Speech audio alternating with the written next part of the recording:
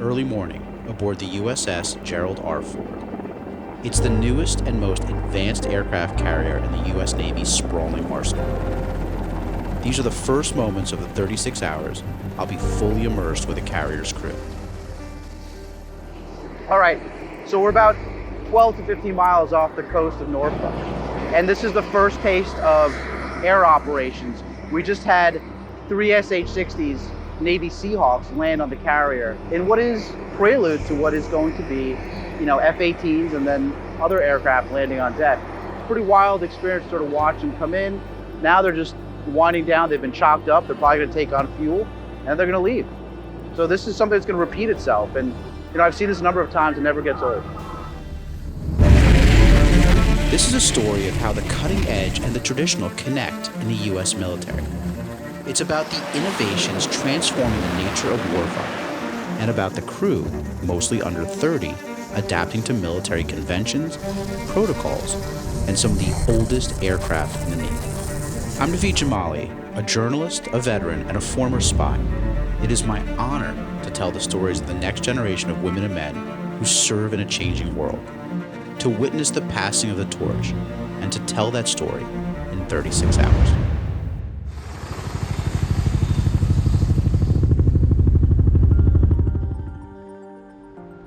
People often described aircraft carriers as floating cities. They have gyms, food service, a nuclear power plant, and of course an airport. An airport with modern version of medieval tech, a catapult. The Ford class? The first aircraft carrier using the military's new electromagnetic aircraft launch system. It's more controllable than older steam-powered systems, and it puts less stress on aircraft. In some ways, a carrier is more like a small town. A town with a population of 5,000 young women and men, each one with a job, each one supporting the U.S. Navy's most vital strategic asset, whenever and wherever it's deployed.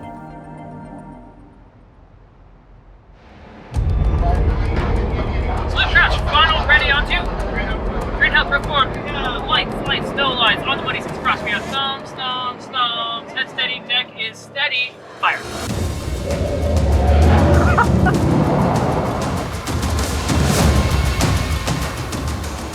Never gets old. So we're looking at one of the most important parts of this warship, the electromagnetic catapult. And it has 2 major advantages over its steam predecessor. One, it puts less wear on aircraft by accelerating it gradually. Whereas a steam catapult puts a tremendous amount of strain on the airframe, this doesn't, because it's a far more gradual launch. The sum result? Those aircraft last longer. The superstructure. On the Ford class, it sits almost 140 feet further back towards the carrier than its predecessor. We scoot around here. This is a Nimitz class, it's the Bush. And if you look at the superstructure, the island, you see it's far more closer to the middle, 140 feet back. Why is that? Because it gives you more flight deck space for aircraft storage and aircraft operations. On the flight deck, we are now underway. Covers no longer required on the flight deck. Ship self-defense is a priority regardless of whether we're leaving port in the United States or abroad. And there's a lot of very visible, obvious things that go towards that, whether it's crew service weapons over here, or it's a small Coast Guard boat circling, providing an escort. This is a slow, big ship. It provides a juicy target, and you gotta take that seriously. This is also just good practice for deploying overseas. So you got 5,000 people on this ship. How do you feed all those people every single day, 3-4 times a day? Well, it's a strenuous process, but we make sure we keep it going. Is this a 24-hour operation here? Almost. And you've been doing that, how many years have you been doing this for? This June made 15 years. So you've always been a culinary specialist? I have. So I've always been a creative type person, and I feel like being in food service gives me that option to be as creative as possible, whether it's cake decorating, just basic food presentation on the plates. I enjoy that stuff, so that was a big deciding factor for me.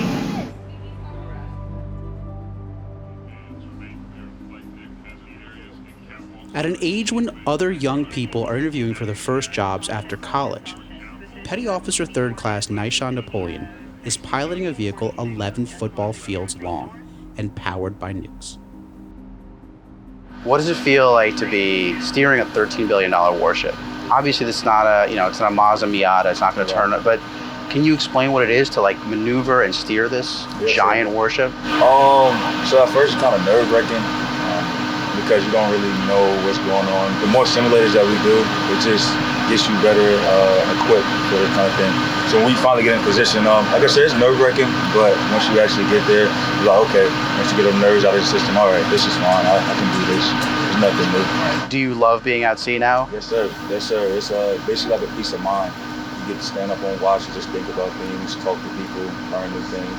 You learn to love what you do because of the people around you. The people surprised you in a positive way, though. Yes, sir. There's a lot of down-to-earth people.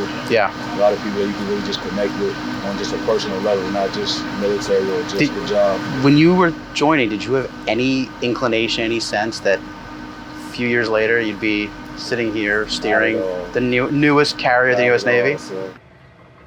Guiding a sailor like Nishant from boot camp to the helm of an aircraft carrier is an important task of leadership.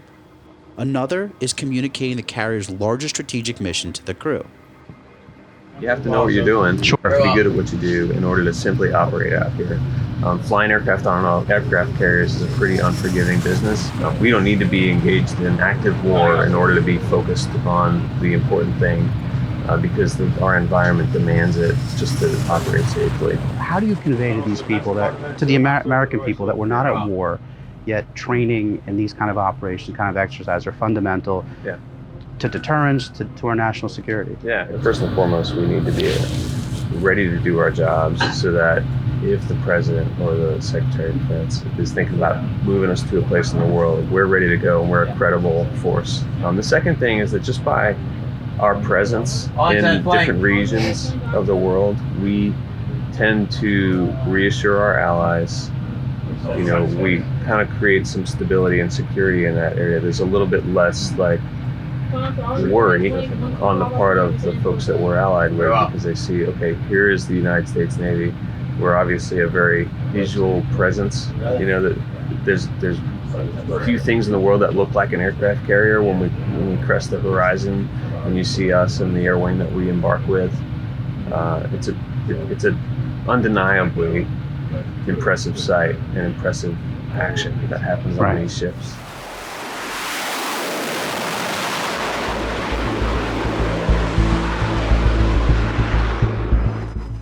From the highest point of the ship, we make our way down to the lowest. That means more maze-like corridors to navigate and more doors and hatches to wind our way through. The Gerald R Ford is a massive target, and defending itself from threats starts here, in the armory. Is there something that surprised you once you actually got to the fleet and started doing this job that you weren't expecting? I mean, it was definitely a learning adjustment, but most of it we covered in Strand when I was through A school and C school. The way the bombs were shaped, didn't expect that. Missiles, I don't do much other than inspecting them, testing them, and setting them up. I thought I'd be motion sickness, and I don't get it at all. That's it. The carrier packs layers of sophisticated weapons systems, and armory jobs are extremely mission critical, even among jobs that are all mission critical. Some jobs on board are less sexy, but no less vital to the mission. Those include cleaning the deck and inspecting the arresting cables by hand. So before they hook it up, they gotta inspect it, make sure that everything works. Once they hook it all up to the arresting gear, they're gonna do short pulls and long pulls, make sure that everything retracts properly.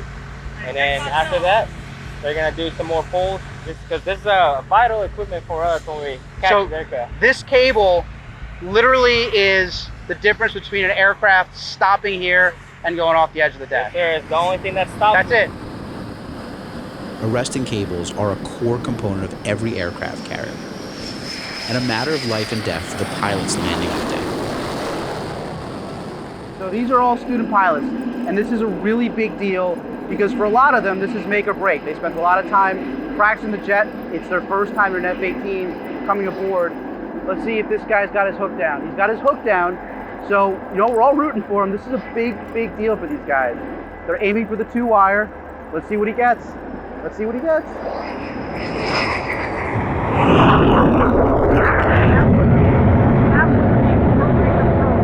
got the 2-wire, which is exactly what they're looking for. That's a big deal. I'm personally rooting for them because this is a culmination of years of preparation. They've got to qualify landing in their Super Hornets on this carrier to make it to the fleet. They're all part of the fleet replacement squadron. For them to advance, they've got to nail these shots. And you can see everyone around. Everyone here is rooting for them as well. And you can definitely feel when they trap, there's a sense of excitement. For a highly experienced landing signal officer, or LSO, helping new pilots qualify for carrier landings is a primary responsibility. So they've gone through an extensive syllabus to get to this point, and we've been walking with them through this through simulators and field bouncing stuff as practice, and now this is just us making sure that they're going to stay safe behind the boat. We have a lot of technology that makes it more consistent and more reliable now than it used to be, but there's still, before they come here, they have at least 12 flights that they're just landing at the field over and over and over just to practice, because there's that human factor that still exists. And then simulator training as well, a lot of lectures, so they're still kind of called the man in the box that matters. These are new student pilots trying to qualify for carrier landings in F-18 jets. This is a culmination of years of training, and it can be over in a heartbeat. They have to do 10-day and 10-night landings to qualify. The cadence is repetitive. Land, fuel, launch. Land, fuel, launch. All day long. CQ is kind of thought of like the gatekeeper to the fleet, right? Okay. So if you can't make it through this, like that is like full stop. Like everything up to this point doesn't matter anymore, right? You're gone.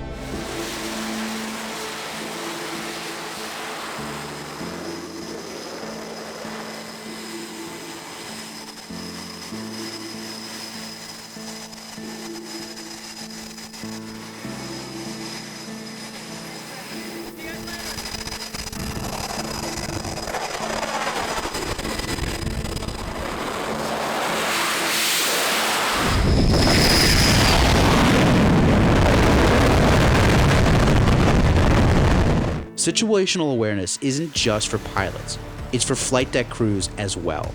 The flight deck is the most dangerous place on an aircraft carrier. Since we've been here, there have been 2 medical calls. You can feel the heat from the exhaust. Even idling, the sound of a state-of-the-art jet engine up close is like nothing you've ever heard. Then suddenly, the jets turn and taxi into place. They get hooked up and they launch. Even behind the blast vents, the jet wash and the heat hits you head on. It's intense. It's like being in a hurricane on the surface of the sun. Everyone has to trust that everyone else is doing their job. Not to mention, we're doing this in perfect weather. Imagine the same scenario, only with gale force winds. I did a deployment where we were off the coast of Norway. We're in excess of 45 knots over the deck. And wow. So that obviously is going to change kind of what happens, right? You feel like you're flying the ball for a really long time. We'll go to half flaps in that case to kind of cut through that. But yeah, and then you'll have like the no wind days in the Mediterranean where the ship is moving to make all of the wind because there's no natural wind. So it's always different. There's always lots of variables that you kind of have to play with real time to make sure that you're doing the best you can behind the ship.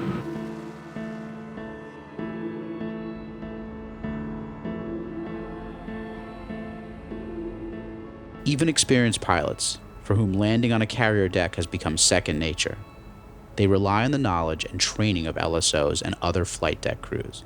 For one of those pilots on the Gerald R. Ford, and for me as well, it's time to go home. My 36 hours on board the Gerald R. Ford are coming to an end. We pack up and board the Grumman C-2A Greyhound. The C-2A is the primary aircraft for what the Navy calls Carrier Onboard Delivery, or COD. COD is like a delivery service for aircraft carriers. It handles cargo, mail, and passengers like us. The C-2A is the oldest aircraft in the Navy fleet, and its pilots are among the most experienced. We saw the oldest aircraft in the Navy's inventory flying onto the newest Navy's ship. And it's interesting, it works. I mean, it performs that mission, and it's still incredibly important. When you talk about moving equipment and people to and from the boat, how important is that, and how important is it to have the COD? How much do they rely on you for them to perform their mission? Yes, so when we are doing our mission deployed overseas, it is pretty much a 24/7 operation. We're usually at a forward logistics site with about 2 aircraft and about 50 sailors and officers, pilots. And we're basically, running that logistics train on the aviation side as often as they need it. There's some moment, some memorable moment that sticks out to you of flying this, this aircraft that sort of typifies how unique it is and how unique the mission is. In 2010, we had to respond to the Haiti earthquake, and within a couple of days, we had 6 aircraft down in Guantanamo Bay, Cuba, and we were running supplies, water, meals ready to eat, and a medical aid to and from Guantanamo Bay to Haiti, Port-au-Prince. And we did that day in, night out, for 2 weeks straight before they could get a permanent presence of higher capable assets on station. And that, I was personally part of that relief, and that was one of the most rewarding experiences I've ever had. And that's part of the versatility that I said that the C2 brings to the fight, is to be able to be on scene very quickly. And even though it doesn't have the largest payload, it really can get enough supplies there to have a positive impact for those folks immediately in the aftermath.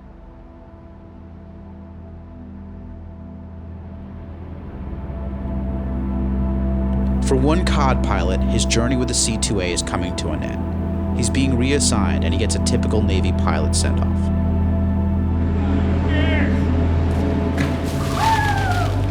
A flight career with a decade of experience, and yet he's only 33 years old.